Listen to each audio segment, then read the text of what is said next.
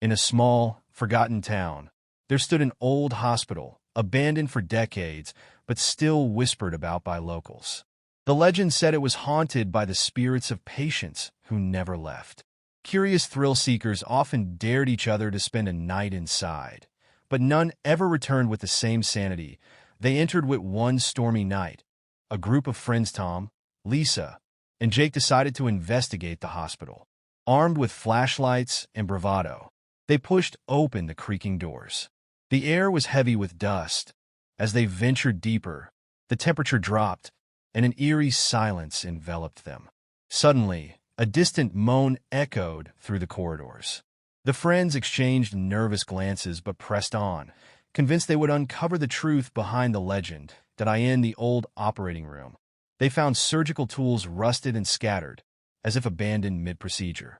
Just then, a sudden flicker of light caught their attention. A figure appeared in the doorway, a woman in a tattered nurse's uniform, her eyes hollow and her face twisted in anguish. "Help me," she whispered, her voice barely audible. "They won't let me leave." Frozen in fear, the friends could only watch as the specter pointed toward the operating table.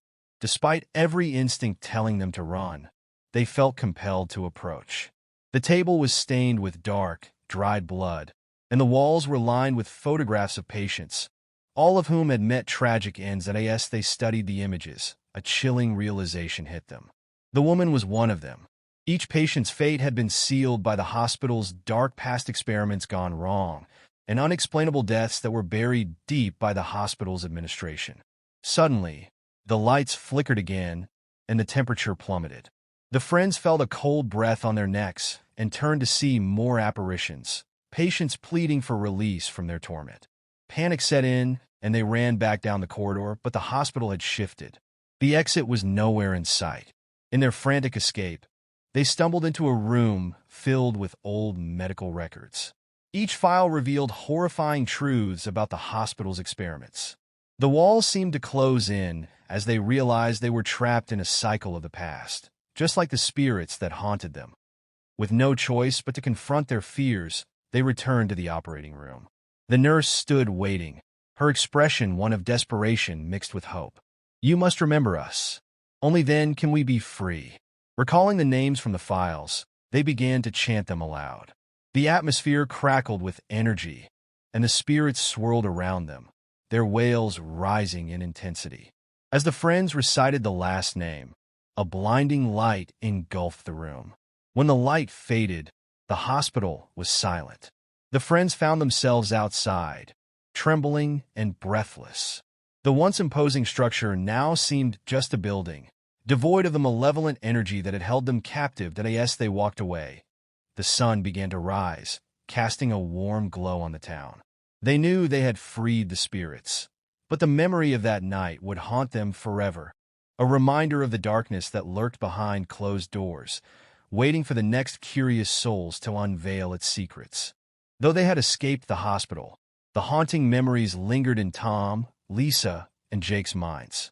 Each night, they found themselves unable to shake the feeling that they had left something unfinished.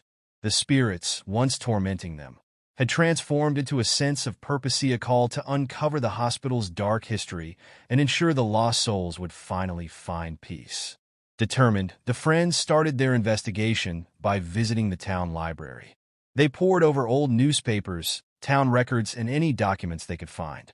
Each piece of information painted a chilling picture of the hospital's past, revealing that it had been a center for controversial treatments during the late 1940s and early 1950s, where unethical experiments were conducted on patients deemed hopeless. One day, while sifting through dusty archives, they stumbled upon a journal belonging to Dr. Samuel Hargrove, the hospital's chief surgeon. The entries were erratic and frantic, detailing his descent into madness as he experimented with unproven procedures. The last entry sent shivers down their spines. "The souls are restless, and they whisper their secrets. I must find a way to silence them."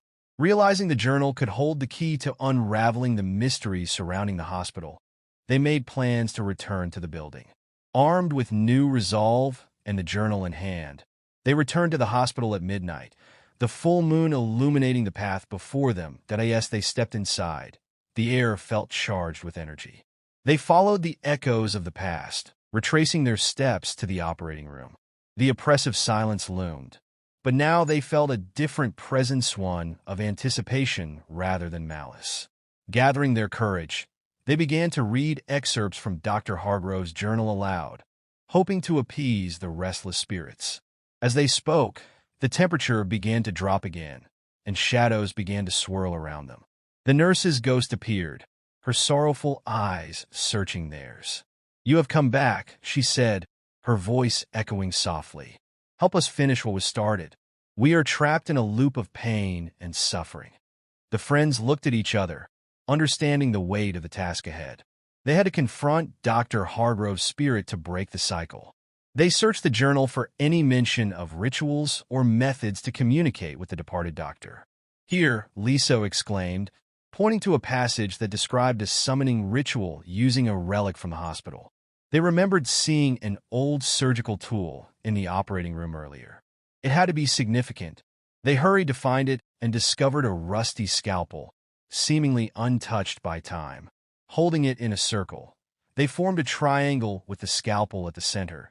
The journal laid flat before them. With hearts pounding, they recited the incantation from the journal. The air grew thick, and a gust of wind rushed through the room, extinguishing their flashlights. Darkness enveloped them, and they could hear whispers echoing all around. Then, out of the shadows, a figure emerged, a man with wild hair and a tattered lab coat. It was Dr. Hargrove, his eyes wide with rage and despair. "You dare disturb my work?" he thundered, his voice a cacophony of anger. "We're here to help you," Tom shouted, fighting against the oppressive force. "You need to let go of your pain. The souls you've harmed are trapped because of you." Hargrove's expression shifted from fury to confusion. "They were my creations. I was a pioneer, not a monster." Lisa stepped forward, holding the journal aloft. "This is your truth, Doctor. You can't escape what you've done, but we can help you find redemption." As she spoke, the other spirits materialized, surrounding the doctor. Their faces twisted in anguish, begging for release.